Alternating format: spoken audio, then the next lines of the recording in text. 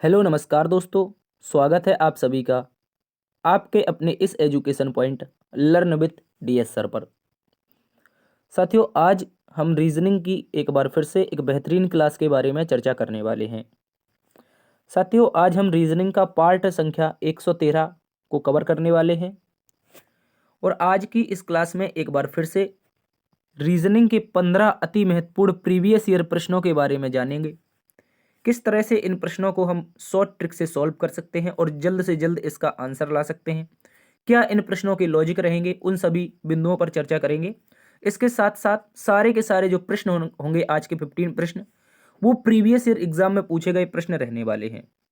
और previous year exam में पूछे गए प्रश्न दोस्तों ऐसे होते हैं कि बार बार एग्जाम में आपसे रिपीट होते हैं। यदि आने वाले दिनों में आपका कोई भी एग्जाम लगा हुआ है तो उन सभी एग्जाम्स को मद्देनजर रखते हुए ये क्लास जो बनाई जा रही है वो एक इम्पोर्टेंट क्लास है, इसलिए आप इसको स्किप मत कीजिएगा और बिना स्किप किए इसको बहुत ही बेहतरीन तरीके से समझना है आपको। चलिए, आज की इस क्लास में किस तरह से प्रश्नों के बारे में बताएंगे तो देखेंगे। क्वेश्चन नंबर 8 लिखा है कि यदि v is equal to 44, fat is equal to 54 तो लेट का कोड क्या होगा। What will be the code of late. ठीक है, यानी कि यहाँ पर लेट का कोड बताना है हमें और कोडिंग डिकोडिंग का एक बेहतरीन प्रश्न है। बहुत ही आसान ट्रिक से इसको सॉल्व करेंगे। इसके अतिरिक्त देखेंगे क्वेश्चन नंबर 1 के बारे में। लिखा है दोस्तों, थर्मामीटर अगर तापमान से संबंध रखता है तो दोस्तों लैक्टोमीटर किससे संबंध रखेगा या लैक्टोमीटर का संबंध किससे हो जाएगा। ये दोस्तों सादृश्यता यानी एनालॉजी का, यहाँ पर वर्ड एनालॉजी का एक महत्वपूर्ण प्रश्न है। इसके अतिरिक्त जानेंगे हम क्वेश्चन नंबर 11 के बारे में, जो कि मिसिंग नंबर का क्वेश्चन है। साथियों, अगर आप देखेंगे यहाँ पर थर्ड रो में, तो यहाँ पर आपको एक क्वेश्चन मार्क दे रखा है और इन सभी पॉइंट जो नंबर दे रखे हैं इन सभी को प्रयोग करके, इन सभी का प्रयोग करके किस तरह से क्वेश्चन मार्क के स्थान पर नंबर ला सकते हैं, इसके बारे में भी बिल्कुल बेसिक से चर्चा करेंगे। चलिए शुरुआत करते हैं आज की इस क्लास की। आप लोग जुड़े रहेंगे अंत तक। देखिए, यदि आप इनमें से किसी भी एग्जाम्स की तैयारी कर रहे हैं, कोई भी एग्जाम हो, यहाँ पर जो भी एग्जाम हमने आपके सामने लिखे हुए हैं जैसे SSC GD, MTS, CHSL, CGL, CPO, UPSI, UP police, Bihar police, Agniveer, clerk, Rajasthan police, Delhi police, इसके अतिरिक्त railway group D, NTPC, DFCCIL, ALP, IBPS, navy, Madhya Pradesh police, CRPF, DRDO, CISF, ITBP, CTET, DSSB, UKPSC दरोगा, UP triple SC PET, UPPSC, MPPSC, BPSC, super TET, UP PET तथा UP TET. ये सारी की सारी प्रतियोगी परीक्षाएं हैं दोस्तों, जहां पर रीजनिंग पूछा जाता है। इसके अतिरिक्त दोस्तों आने वाले दिनों में आपकी बीएसएसएससी की परीक्षा लगी हुई है, यानी कि बिहार इंटरमीडिएट लेवल की परीक्षा है। इसके अतिरिक्त आने वाले दिनों में संभावना है कि उत्तर प्रदेश पुलिस भी आ जाए। तो इन सभी एग्जाम्स के लिए ये क्लास बहुत महत्वपूर्ण होगी साथियों, इसलिए आपको इसको मिस नहीं करना है। चलिए एक जानकारी और ले लीजिए। यदि आपको दोस्तों इस क्लास का पीडीएफ प्राप्त करना है, if you want to PDF of this class you can join our Telegram group, यानी कि आप हमारा टेलीग्राम ग्रुप ज्वाइन कर सकते हैं। डिस्क्रिप्शन में आपको लिंक मिलेगा या इसका टेलीग्राम का, और यहाँ पर आपको प्रतिदिन अनसॉल्व पीडीएफ मिलेगी दोस्तों। याद रखेंगे, जैसे पिछला पार्ट हुआ था 111वां नंबर, वहाँ पर 111वें नंबर की पीडीएफ आपको दी गई है। तो आप इससे अपनी तैयारी को और बेहतरीन बना सकते हैं। इसको ज़्यादा से ज़्यादा क्वेश्चन जब आप सॉल्व करेंगे तो आपके लिए ये फायदेमंद होगा। चलिए इन सभी बातों की चर्चा करते हुए एक छोटी सी जानकारी और है। आप चाहो तो हमें इंस्टाग्राम पर फॉलो कर सकते हैं और यहाँ पर आप हमसे अपने डायरेक्ट डाउट पूछ सकते हैं सीधे मैसेज करके। ठीक है, चलिए बात करते हैं आज के पहले प्रश्न की। आज का पहला प्रश्न आपके सामने है। यहाँ पर देखेंगे, कहा कि थर्मामीटर अगर तापमान से संबंधित है तो लैक्टोमीटर किससे संबंधित हो जाएगा। ये जो क्वेश्चन मार्क दे रखा है इसके स्थान पर बताना है कि क्या आएगा। देखिए, अगर बात कर लें दोस्तों थर्मामीटर की, तो ये एक क्या है, ये एक यंत्र है जिससे हम तापमान को मापते हैं। जो थर्मामीटर होता है ये एक ऐसा यंत्र है जिससे तापमान का हम पता लगा सकते हैं कितना तापमान है। उसी प्रकार अगर बात करें लैक्टोमीटर की, तो लैक्टोमीटर एक यंत्र है जो दोस्तों दूध की गुणवत्ता मापने के लिए काम आता है। किसकी, याद रखेंगे, बेसिक क्वेश्चन है, बहुत महत्वपूर्ण क्वेश्चन है। ये आपका हर एग्जाम में लगभग पूछा जाता है। तो लैक्टोमीटर आपका केमिस्ट्री में भी पूछा जाएगा, लैक्टोमीटर आपका सादृश्यता रीजनिंग में भी पूछा जाएगा, और लैक्टोमीटर हो सकता है केमिस्ट्री में भी पूछ ले। ठीक है, केमिस्ट्री, फिजिक्स, ये सभी की सभी मात्रक में पूछ सकता है। केमिस्ट्री में आपको मिलान करने के लिए दे सकता है, रीजनिंग में आपको मिलान करने के लिए दे सकता है। इसलिए इंपॉर्टेंट प्रश्न याद रखेंगे। इसका सही उत्तर बनेगा दूध। जिस प्रकार थर्मामीटर से तापमान मापते हैं उसी प्रकार लैक्टोमीटर की सहायता से दूध की गुणवत्ता को मापते हैं। ठीक है, बढ़ते हैं अगले प्रश्न की तरफ। अगला प्रश्न एक एमसीक्यू क्वेश्चन है, चाहो तो आप इसको स्टार के साथ नोट कर लीजिए और आप इसका अपना रिव्यू बताइए, इस क्वेश्चन का आंसर क्या होगा आपके हिसाब से। देखिए, अगर बात करी जाए तो यहाँ पर लिखा है 41 इज इक्वल टू 4, यानी कि 41 यहाँ पर 4 से संबंधित हो रहा है, तो 37 किससे संबंधित होगा। प्यारे दोस्तों, एक महत्वपूर्ण लॉजिक, एक महत्वपूर्ण प्रश्न है, इसको याद रखेंगे। कैसे आपको इसको सॉल्व करना है, तो देखिए ये रहा 41। क्या 41 का प्रयोग करके हम 4 ला सकते हैं? आप कहेंगे बिल्कुल ला सकते हैं। कैसे ला सकते हैं ये भी तो बताना पड़ेगा। तो दोस्तों ये रहा 41। अगर 41 में मैं डिवाइड कर दूं किसका, 10, एक मिनट, ये अगर मैं बात करूं, ये रहा हमारा 4 में अगर मल्टीप्लाई 10 कर दूं और प्लस में 1 कर दूं, तो 4 और मल्टीप्लाई 10 यानी कि 4 मल्टीप्लाई 10 इज इक्वल टू 40 और प्लस 1, यानी कि यहाँ पर थोड़ा इंग्लिश ज़्यादा हो रहा है, 4 गुणा 10 प्लस 1 बराबर 41 हो जाता है। ठीक है, इसको याद रखेंगे। उसी प्रकार दोस्तों ऐसा कौन सा नंबर है जिसमें गुणा तो हमें 10 का करना है, गुणा 10 का करना है और प्लस में 1 करना है। तो आप कहेंगे सर 36 लाएं और प्लस 1 करें तो 37 आ सकता है, लेकिन 36 में कैसे गुणा करेंगे 10 का? 36 में गुणा ऐसे कर सकते हैं 3.6। अगर इस तरह का लॉजिक बन जाए तो क्या कहीं इन ऑप्शन में आपको 3.6 दिखाई दे रहा है? आप कहेंगे नहीं दिखाई दे रहा है, तो ये लॉजिक गलत है। लॉजिक क्या है, इन दोनों नंबरों को आपस में इस तरह से लिखना है। 41 जो लिखा है 4 इंटू 1, ठीक है, इस तरह से लिखना है और बराबर 4 आ जाएगा।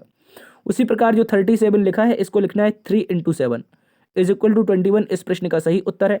महत्वपूर्ण लॉजिक है, महत्वपूर्ण प्रश्न है, इसको आप लोग अच्छे से याद रखेंगे। और जब भी आपसे अब एग्जाम में ऐसा प्रश्न पूछेगा तो आप छोड़ करके नहीं आएंगे, इस तरह के लॉजिक के साथ आप इसको सॉल्व करेंगे। चलिए बढ़ते हैं अगले प्रश्न की तरफ। अगला प्रश्न है प्यारे दोस्तों क्वेश्चन नंबर 13। कहा है उन संख्याओं के उस समुच्चय का चयन कीजिए जो निम्नलिखित संख्याओं के समुच्चय के समान है। तो दोस्तों यहाँ पर हमें एक समुच्चय दे रखा है, 7, 13 और 20, यानी कि यहाँ पर समुच्चय है 7, 13, 20 का। इसमें अगर प्यारे दोस्तों हम अंतर की बात करें तो यहाँ पर पहले अंतर 6 का है डिफरेंस, उसी प्रकार 13 और 20 में अंतर यानी डिफरेंस 7 का है। ठीक है, 7 प्लस 6 करेंगे तो 13 हो जाएगा और 13 प्लस 7 करेंगे तो 20 हो जाएगा। इस तरह का लॉजिक है। क्या ऐसा हो सकता है किसी में? क्या किसी में ऐसा हो सकता है? देखिए यहाँ पर होगा, अगर ऑप्शन नंबर 2 में +6 तो होगा, यानी कि डिफरेंस तो हमें दोस्तों 6 का दिखाई दे रहा है। उसके साथ आगे डिफरेंस देखेंगे तो 8 का चला जाता है, मतलब 6 और 7 का नहीं बन रहा है। 15, 8, 23 होता है, तो ये ऑप्शन गलत हो गया। इसके बाद 12 और 6, 12, 6, 18 होना चाहिए। और अगला नंबर क्या है, 18, 5, 23, इस तरह से नहीं बनेगा यार। आगे देखेंगे तो ये एक अलग नंबर है, 4 अगर 6 जोड़ेंगे और 10 में अगर 7 जोड़ देंगे। देखिए ये लॉजिक हमारा इसमें बन जाएगा, यही लॉजिक याद रखेंगे। ऑप्शन नंबर अगर 4 को देखेंगे आप लोग तो ये लॉजिक बन जाएगा 4, 10 और 17 में। 4, 10 और 17 में देखेंगे जब आप, तो यहाँ पर 6 का अंतर है और यहाँ पर 7 का अंतर है। एज अ इज अंतर पता चल जाएगा। इस प्रश्न का सही उत्तर ऑप्शन नंबर 4 हो जाएगा। ये जो समुच्चय है आपका ऑप्शन नंबर 4 से समान संबंध रखता है, याद रखेंगे। बढ़ते हैं साथियों अगले प्रश्न की तरफ। अगला प्रश्न है क्वेश्चन नंबर हमारे पास 4, और क्वेश्चन नंबर 4 एक महत्वपूर्ण प्रश्न है, इसको याद रखेंगे। कहा है एक चित्र में एक व्यक्ति की ओर संकेत करते हुए मनीषा ने कहा, वह मेरी माता के एकमात्र पुत्री के पिता हैं।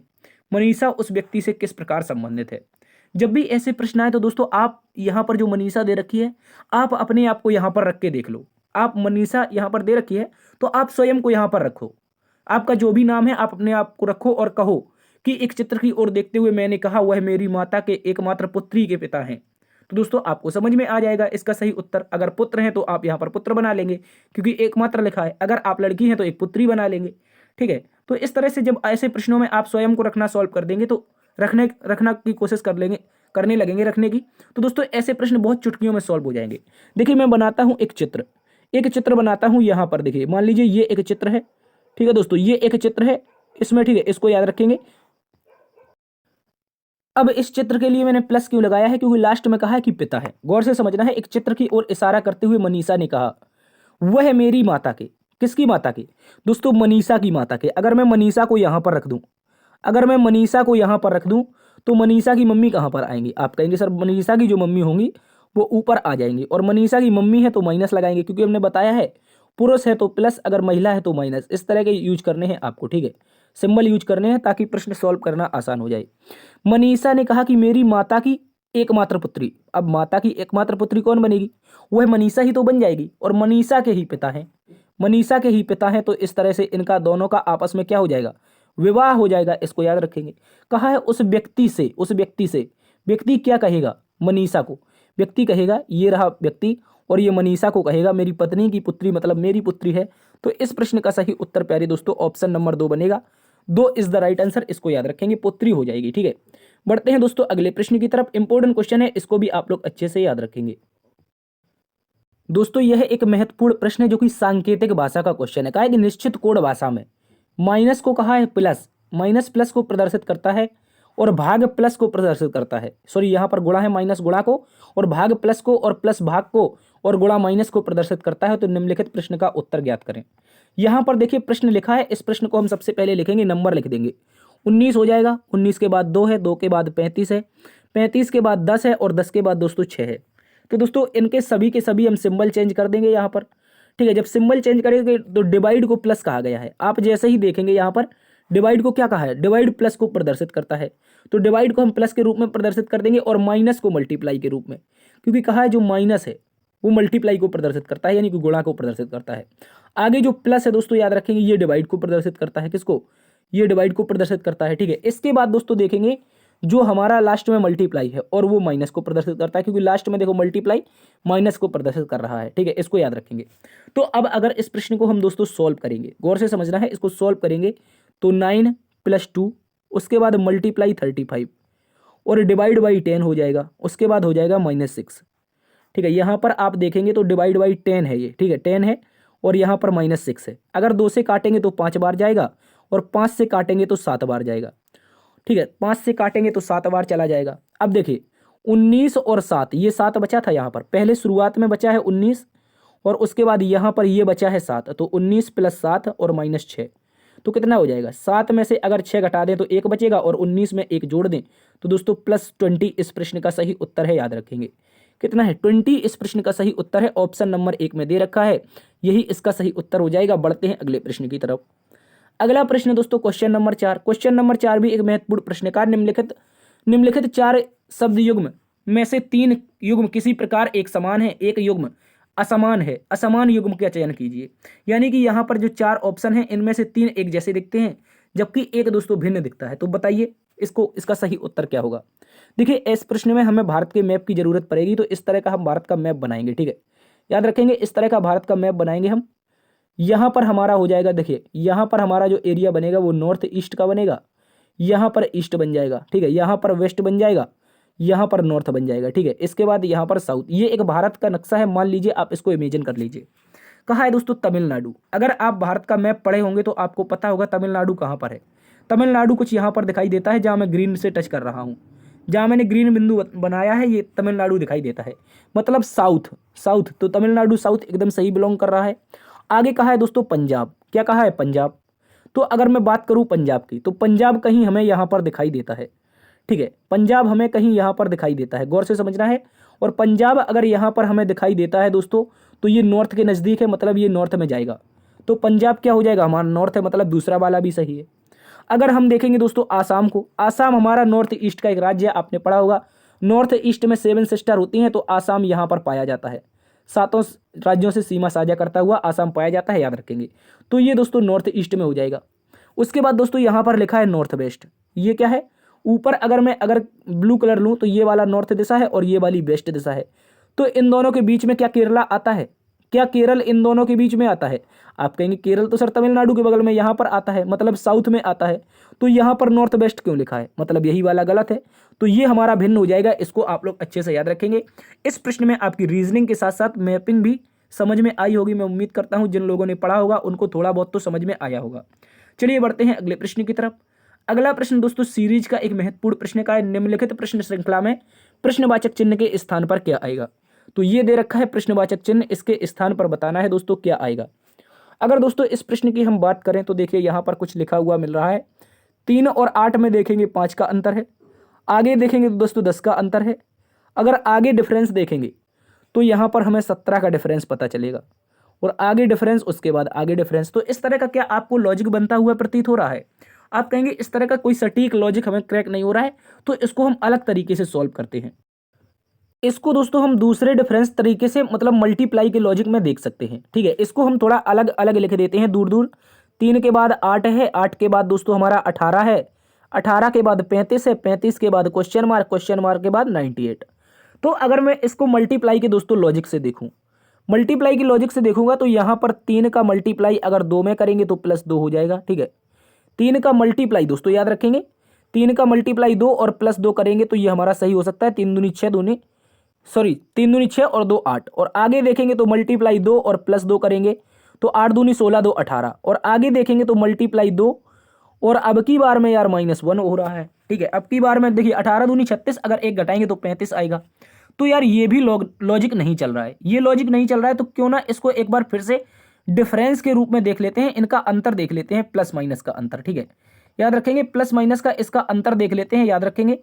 तो चलिए अगर देखें अंतर को, तो अंतर दोस्तों पहली बार में हमें 5 का मिल रहा है, दूसरी बार में दोस्तों 10 का मिल रहा है, आगे देखेंगे तो यहां पर दोस्तों 17 का अंतर है। उसके बाद नीचे अंतर देखेंगे, अगर नीचे अंतर देखेंगे दोस्तों तो यहां पर अंतर 5 का है, आगे अंतर दोस्तों 7 का है। हो सकता है नीचे एक श्रेणी बन जाए, हो सकता है नीचे एक श्रेणी बन जाए, 7 के बाद 9 हो जाए और 9 के बाद दोस्तों 11 हो जाए। तो इस तरह से इसको हम जोड़ के देख सकते हैं। अगर 17 में 9 जोड़ देंगे, 17 में 9 जोड़ देंगे तो यहाँ पर 26 का अंतर हो जाना चाहिए इसके और इसके बीच, और अगला देखेंगे तो 26 में 11 जोड़ देंगे तो 37 का अंतर हो जाना चाहिए। चलिए देखते हैं, यहाँ पर करके देखते हैं, हो सकता है शायद लॉजिक बन जाए तो हमारा मजा आ जाएगा यार, क्वेश्चन सही हो जाएगा। ठीक है, उसके बाद देखिए 35 में अगर 26 जोड़ दूं, 35 और प्लस 26 कर दूं तो कितना हो जाएगा, 6 5 11 और 3 2 5 1 6, यानी कि क्वेश्चन मार्क के स्थान पर दोस्तों मैं 61 रख सकता हूं। क्या मैं क्वेश्चन मार्क के स्थान पर 61 रख सकता हूं? और 61 में 37 जोड़ूंगा। ठीक है, 61 करूंगा और बगल से 37 जोड़ दूंगा तो आप कहेंगे 8 और 9। ठीक है, ये लॉजिक बन चुका है दोस्तों, ये लॉजिक क्रैक हो गया। डिफरेंस वाला एक लॉजिक क्रैक हुआ है, आप लोग अच्छे से याद रखेंगे। तो इस क्वेश्चन मार्क के स्थान पर हमारा 61 सही उत्तर होगा। और आगे देख लेंगे तो 2 का अंतर, और यहां पर भी 2 का और यहां पर भी 2 का। तो इस तरह का लॉजिक हमारा चल रहा था, प्यारा सा लॉजिक था, और क्वेश्चन मार्क के स्थान पर 61 आ जाएगा, याद रखेंगे। बढ़ते हैं अगले प्रश्न की तरफ।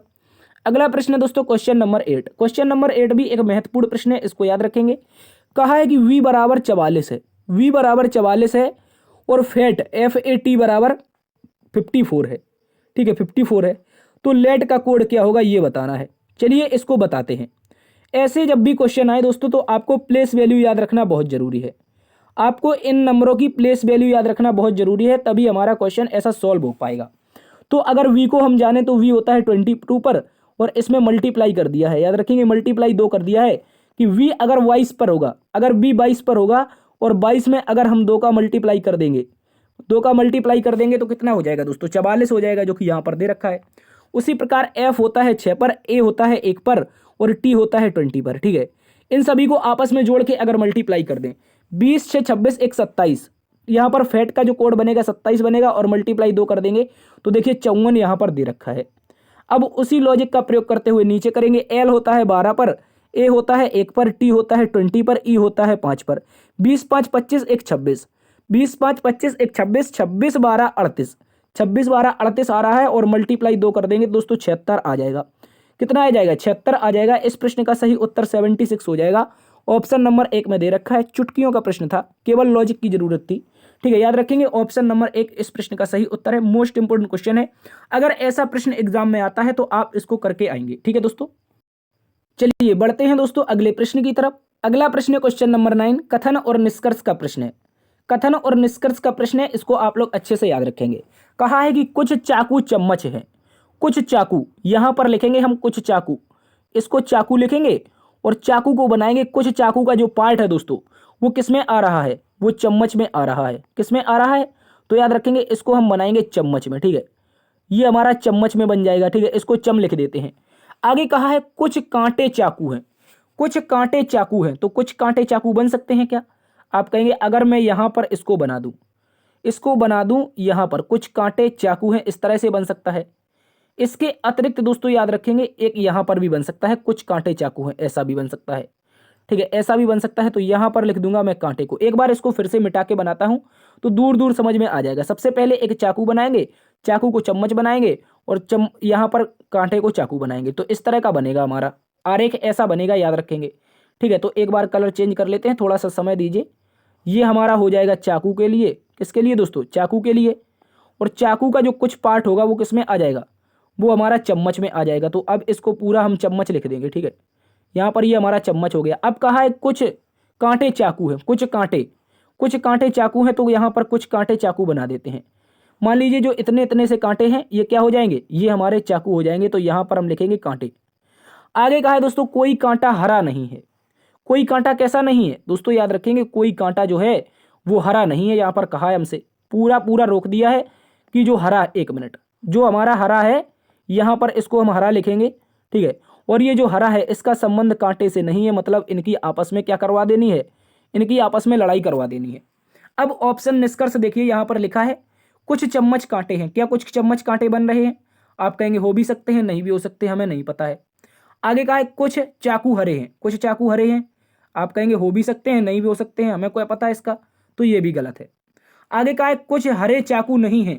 कुछ हरे चाकू नहीं है, इसको आप लोग अच्छे से समझिएगा, इसको आप लोगों को समझना है। कुछ हरे चाकू नहीं है, ये सही है। आप कहेंगे अभी तो दोस्तों आपने सर चाकू को अभी हरा नहीं बनाया था, अभी पूछा था पीछे कुछ चाकू हरे हैं तो आपने गलत बता दिया। लेकिन अब कह रहा है कि कुछ हरे चाकू नहीं है। हरे चाकू इसलिए नहीं होंगे क्योंकि कांटे का ये पार्ट और चाकू का पार्ट समान आ रहा है। चाकू और कांटे का इतना इतना सा पार्ट क्या है, समान है। और अगर ये पार्ट समान है तो ये पार्ट कभी भी हरा नहीं होगा चाकू का। और वही कहा है कि कुछ हरे चाकू नहीं है, मतलब ये वाला सही है। गौर से समझना है, ये वाला आपका सही हो जाएगा। आगे दोस्तों कहा है कुछ चाकू हरे नहीं है। देखिए पहले कहा था कुछ चाकू हरे हैं, अब कह रहा है कुछ चाकू हरे नहीं है। यार कुछ तो गड़बड़ हो रहा है दया, यहाँ पर कुछ तो गड़बड़ है, इसको हम एक बार चेक कर लेते हैं। अगर दोस्तों मैं इसके निष्कर्ष को एक बार फिर से देख लूं तो देखिए यहाँ पर सबसे पहला निष्कर्ष कहा था हमसे कुछ चम्मच कांटे हैं। ये रहा चम्मच, ये रहा कांटे। तो हमने बताया था कि हमें संबंध एग्जैक्टली पता नहीं चल रहा है, मतलब ये वाला गलत हो गया था, ठीक है, पहला हमारा गलत था। फिर कहा है कि कुछ चाकू हरे हैं। चाकू यहाँ पर है, हरा यहाँ पर है। हो सकता है चाकू हरे हों और हो सकता है चाकू हरे ना हो, इसलिए हमें एग्जैक्टली पता नहीं चल रहा था, तो ये वाला भी गलत हो गया, ठीक है। अब तीसरे में हमसे कहा है कि कुछ हरे चाकू नहीं हैं।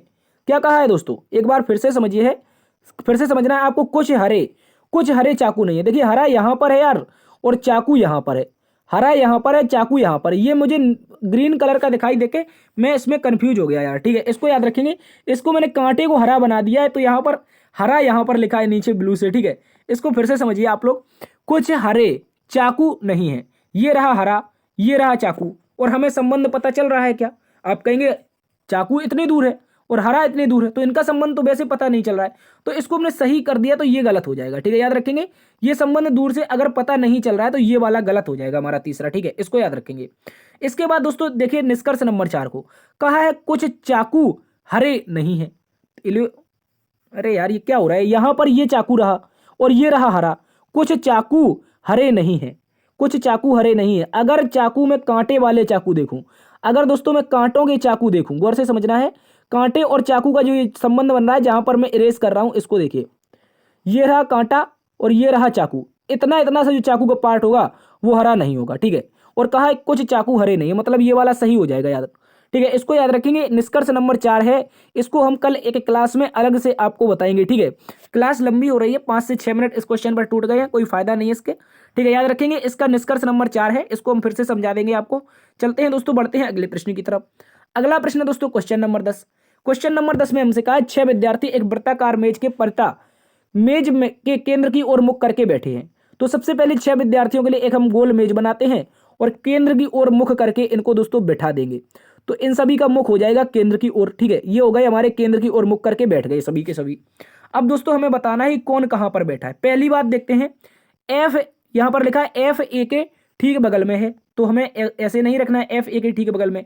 ऐसी स्थिति में हमें क्या करना होता है, सबसे पहले या तो दाएं या तो बाएं उठाएंगे, ठीक है। यहां पर लिखा है डी ई के दाईं ओर दूसरे स्थान पर बैठा है। डी नाम का जो बंदा है वो ई के दाईं ओर, तो अगर मैं ई को यहां पर रख दूं तो ई का दायां ये बन जाएगा और बायां ये बन जाएगा, क्योंकि केंद्र की ओर मुख है। तो दाईं ओर दूसरे स्थान पर बैठा है डी, तो डी को हम बिठा देंगे। आगे कहा है बी ई के ठीक बगल में है। बी नाम का बंदा ई के ठीक बगल में है, मतलब बी यहां पर भी आ सकता है, बी यहां पर भी आ सकता है। उसके बाद कहा है और सी के दाईं ओर है।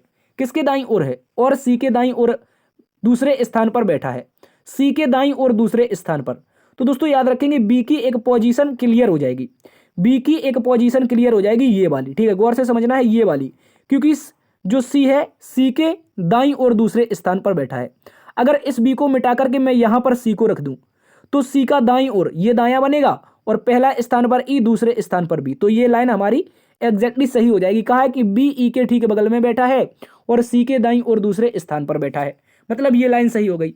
आगे कहा है एफ डी के दाईं और दूसरे स्थान पर है, एफ डी के दाईं ओर, तो डी ये रहा, दायां ये दिशा बनेगी डी की, बाईं ये बनेगी, तो दाईं और दूसरे स्थान पर बैठा है एफ, तो एफ को यहां पर बिठा देंगे। आगे दोस्तों कहा है ए ई के ठीक बगल में नहीं बैठा है, तो ई ये रही, तो बचा एक ही बंदा है जिसका नाम ए है, उसको यहां पर रख देंगे, तो इस तरह से ई के बगल में भी नहीं होगा, तो इस तरह से हो जाएगा। अब कह रहा है डी के दाईं ओर से गणना करने पर डी और सी के मध्य में कौन बैठा है। डी के में अगर दाईं ओर से गणना करूं, डी के दाईं ओर से, एक मिनट में कलर चेंज करता हूं, यहां पर कोई और कलर लेता हूं, ब्लू कलर, ठीक है, ये रहा डी, ये रहा डी, गौर से समझना है, डी के दाईं दिशा ये बनेगी, ठीक है, और डी और सी के बीच में कौन बैठा है, डी और सी, ये रहा डी और ये रहा सी, इन दोनों के बीच में बैठा है एफ और ए, एफ और ए नाम का शख्स बैठा है, तो ऑप्शन नंबर 2 हमारा इस प्रश्न का सही उत्तर है, जहां पर लिखा है ए और एफ डी और सी के दाईं ओर गणना करने पर बैठे हुए हैं, इसको याद रखेंगे।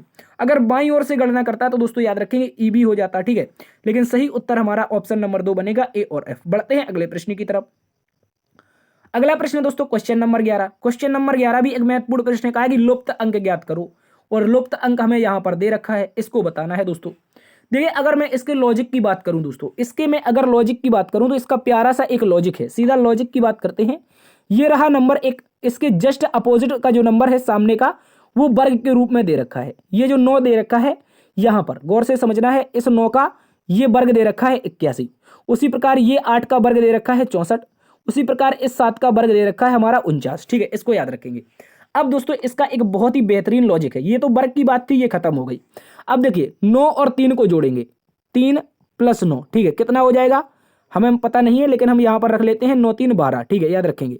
उसके बाद बराबर लगाएंगे, अब इस 7 को, इस मिडिल के 7 को और इसको जोड़ेंगे, तो यहां पर है 7 और यहां पर है 5, ठीक है, एक नए लॉजिक के साथ इसको सॉल्व करते हैं, तो इसका भी मतलब 12 आ जाएगा, मतलब यहां इन दोनों को जोड़ देना है, ऊपर ऊपर के नंबर जोड़ देने हैं, तो ऊपर ऊपर के मैं यहां पर जोड़ देता हूं, गौर से समझना है, कलर ग्रीन ले लेता हूं दोस्तों, यहां पर 2 और 8 को जोड़ दूंगा, 2 और 8 को जोड़ दूंगा, बराबर में इस 4 को इस 6 के साथ जोड़ दूंगा, जिस प्रकार 7 5 को जोड़ा था उसी प्रकार 4 6 को जोड़ दूंगा, ठीक है, 4 6 को जोड़ूंगा तो यहां पर क्या आ जाएगा, यहां पर भी 10 आएगा, बराबर में यहां पर भी 10 आएगा।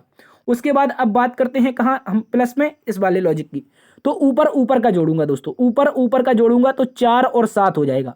उसके बाद बराबर में क्वेश्चन मार्क प्लस 5 को जोड़ूंगा, तो दोस्तों इसका लॉजिक क्या बनेगा, देखिए यहां पर 12 था, ये भी 12 था, मतलब इन दोनों को जब जोड़ा था तो समान नंबर आए थे, इन दोनों को जोड़ा था तो भी समान नंबर आए थे। अब मैं इन दोनों को जोड़ूंगा तो 11 हो गया। अब एक क्वेश्चन मार्क के स्थान पर यदि 6 को रख दूं तभी तो हमारा इसके बराबर में 11 बन पाएगा, तभी तो 11 बन पाएगा।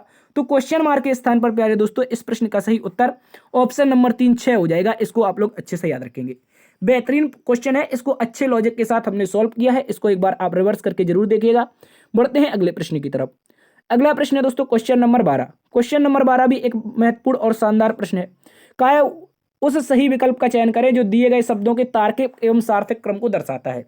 कहा है दोस्तों पौधा है, अंकुरण है, बीज है, फल है और फूल है। तो इनमें से अगर इनको सार्थक क्रम में दर्शाएं तो सबसे पहले क्या आएगा, सबसे पहले इनमें देखेंगे तो सबसे पहले प्यारे दोस्तों बीज आएगा। बीज आएगा, जब बीज की हम बुआई कर देंगे तो बीज में अंकुरण निकल आएगा। क्या निकल आएगा, बीज का अंकुरण हो जाएगा, बीज में अंकुरण निकल आएगा। उसके बाद दोस्तों बीज का अंकुरण होगा दोस्तों तो ये क्या बनेगा, यहां पर ये हमारा पौधा बनेगा। क्या बनेगा दोस्तों, याद रखेंगे, अंकुरण के बाद दोस्तों कोई जो पौधा बनेगा हमारा, जब बीज होगा अंकुरण होगा उसके बाद पौधा होगा, पौधा होगा, पौधे के बाद ये पेड़ बनेगा, तो पेड़ में सबसे पहले फूल आएगा। याद रखेंगे फूल आएगा और उसके बाद फल आएगा। तो इसका सही लॉजिक क्या है, 3 नंबर पे बीज दे रखा है, मतलब चौथा वाला गलत हो गया। उसके बाद 3 के बाद अंकुरण, मतलब 2 आना चाहिए। 3 के बाद अगर 2 देखेंगे तो केवल और केवल ऑप्शन नंबर 3 में आ रहा है। 3 के बाद 2 1 5 4, यही इसका सही उत्तर है, याद रखेंगे। बढ़ जाते हैं अगले प्रश्न की तरफ। अगला प्रश्न है दोस्तों क्वेश्चन नंबर 13। इसमें भी कहा है कि एक ही पासे की 2 भिन्न स्थितियां दर्शाई गई हैं। यदि संख्या 5 पासे के निचले फलक पर है तो ऊपरी फलक पर कौन सी संख्या होगी। यहां पर 5 जो ये हमें पासा दे रखा है, 5 का अपोजिट बताना है, याद रखेंगे। तो दोस्तों हमने आपको बताया है जब भी ऐसा प्रश्न आए याद रखना है 2 पासे हैं, कितने भी नंबर हो, कितने भी पासे दे दे, 4 5 दे रखे, आपको पहले 2 पासे उठाने हैं। ऐसे 2 पासे उठाने जिनके 2 नंबर कॉमन हो। तो देखिए यहां पर 4 कॉमन है, यहां पर भी 4 कॉमन है, तो 4 को सीधा 4 के अपोजिट रखेंगे। क्लॉकवाइज घुमाएंगे इन दोनों को, पहले क्लॉकवाइज घुमाएंगे, पहले वाले में तो 1 आएगा और दूसरे वाले में घुमाएंगे तो अपोजिट में क्या आ जाएगा, 2 आ जाएगा। ठीक है, याद रखेंगे क्या आ जाएगा, 2 आ जाएगा। उसके बाद 1 से क्लॉकवाइज घुमाएंगे तो दोस्तों 3 आएगा और 2 से क्लॉकवाइज घुमाएंगे तो कितना आएगा, आप कहेंगे सर 6 आएगा। ठीक है, तो अब देखिए यहां पर एक बात याद रखनी है, 4 कभी 4 के अपोजिट हो नहीं सकता है, बचेगा एक नंबर जिसका नाम होगा 5। ठीक है, 1 मिनट दया, 1 मिनट, कुछ तो गड़बड़ है। ठीक है, यहां पर कहा है कि 1 2 3। ठीक है, 1 मिनट, यहां पर देखेंगे हम, इसको कहा है कि ऊपरी फलक पर कौन सी संख्या होगी यदि निचली फलक पर क्या है, 5 है। ठीक है, तो 5 का विपरीत पूछा है और 4 का विपरीत हमें पता चला है 5, तो 5 का विपरीत 4 हो जाएगा। मतलब ऑप्शन नंबर 2 में दे रखा है 4, याद रखेंगे ऑप्शन नंबर 4 अलग है, ऑप्शन नंबर 2 में 4 अंक दे रखा है और 5 का विपरीत दोस्तों 4 अंक हो जाएगा, याद रखेंगे। बढ़ते हैं अगले प्रश्न की तरफ। अगला प्रश्न है दोस्तों हमारे पास क्वेश्चन नंबर 14। इसमें हमसे कहा है रवि का घर अंकित के घर के पश्चिम में है। जो रवि का घर है वो अंकित के घर के पश्चिम में है, तो सबसे पहले हम दिशा बना देते हैं इस तरह से। ठीक है, तो पश्चिम दिशा कौन सी होती है, ये वाली वेस्ट होती है, राइट हैंड पर ईस्ट होती है, नीचे की ओर साउथ होती है, ऊपर की ओर तो नॉर्थ होती है। ठीक है, याद रखेंगे। तो कहा है रवि का जो घर है दोस्तों, रवि का जो घर है किसके पश्चिम में है, तो आप कहेंगे सर अंकित के पश्चिम में है, तो मैं यहां पर बना देता हूं रवि का घर। ठीक है, ये हो जाएगा रवि का घर और पश्चिम दिशा में हो जाएगा किसके, अंकित के घर के। ठीक है, यहां पर हमारा अंकित आ जाएगा। आगे दोस्तों कहा है लवि का घर अंकित के घर के उत्तर में है। अंकित का जो घर है उसके घर के उत्तर में लवि नाम की जो लड़की है उसका घर है, तो ये लवि का घर हो जाएगा। ठीक है, याद रखेंगे अंकित और लवि का घर हो जाएगा। आगे कहा है रवि की घर की तुलना में लवि का घर किस दिशा में है। रवि की घर की तुलना में बात करना है हमें रवि के घर से, तो ये रहा रवि का घर और इसकी तुलना में लवि का घर कौन सी दिशा हो जाएगी, ये वाली। अगर मैं इसको इस तरह से बनाऊंगा तो ये हो जाएगी नॉर्थ, यहां पर हो जाएगी ईस्ट, इसका मतलब है नॉर्थ ईस्ट। उत्तर पूर्व दिशा इस प्रश्न का सही उत्तर है, इसको आप लोग अच्छे से याद रखेंगे। बढ़ते हैं अगले प्रश्न की तरफ। अगला प्रश्न दोस्तों एक एमसीक्यू क्वेश्चन है, सीएचएसएल एमटीएस एसएससी जीडी कई एग्जाम में पूछा गया है, इसको याद रखेंगे। एमसीक्यू प्रश्न है, ईंधन डीजल और तरल इनमें से बताना है इसका वेन आरेख क्या बनेगा। याद रखेंगे ईंधन डीजल और तरल में बताना है इसका वेन आरेख क्या बनेगा। तो दोस्तों याद रखेंगे सबसे पहले हम रखेंगे यहां पर डीजल को रखेंगे, अच्छे से याद रखना है आपको। मैं यहां पर लिख रहा हूं, ये क्या है दोस्तों, ये हो जाएगा D4 डीजल। ठीक है, ये हो जाएगा हमारा D4 डीजल। और डीजल क्या है, डीजल एक प्रकार का तरल पदार्थ होता है। कैसा होता है, तरल पदार्थ। तो मतलब पूरा का पूरा ये डीजल जो होगा तरल के अंतर्गत आ जाएगा। ठीक है, तरल के अंतर्गत हो जाएगा। ठीक है, इसके बाद जो डीजल होता है वो कैसा होता है, ज्वलनशील होता है कि अज्वलनशील होता है। तो आपने कहा होगा दोस्तों जब डीजल जलता है तभी तो हमारी गाड़ियां चलती हैं, तो डीजल एक प्रकार का ईंधन भी है, तो ईंधन के अंतर्गत पूरा का पूरा डीजल आएगा। इसका मतलब ऐसा लॉजिक बनना चाहिए दोस्तों, ऐसा गौर से समझना है, इस तरह का लॉजिक बनेगा।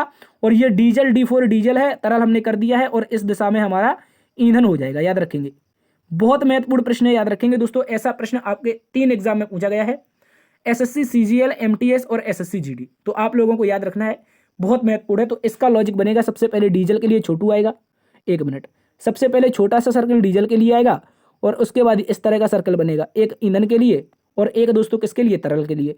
तो ऑप्शन नंबर 2 में दिखाई दे रहा है दोस्तों, ईंधन डीजल और तरल का सही वेन आरेख ऑप्शन नंबर 2 में बनेगा। इसको आप लोग अच्छे से याद रखेंगे। दोस्तों आज के महत्वपूर्ण प्रश्न यहीं पर समाप्त होते हैं। आशा करते हैं आज की वीडियो आपको पसंद आई होगी। हालांकि थोड़ी टिपिकल थी, इंपॉर्टेंट क्वेश्चन थे। इसके बाद जो क्वेश्चन रह गए हैं जो आपको समझ में नहीं आया है वो हम अगली क्लास में फिर से शामिल कर लेंगे। ठीक है, अगर पसंद आई है तो एक बार से आपसे निवेदन है, सेशन को लाइक कर दीजिए, दोस्तों में शेयर कर दीजिए और अभी तक सब्सक्राइब नहीं किए अपने चैनल को तो इसको सब्सक्राइब कर लीजिए। देखते रहिए आपका अपना परिवार learn with DS sir. Thanks for watching, अपना ख्याल रखना। मिलते हैं कल एक नई वीडियो में नए एनालिसिस के साथ। तब तक के लिए जय हिंद, जय भारत।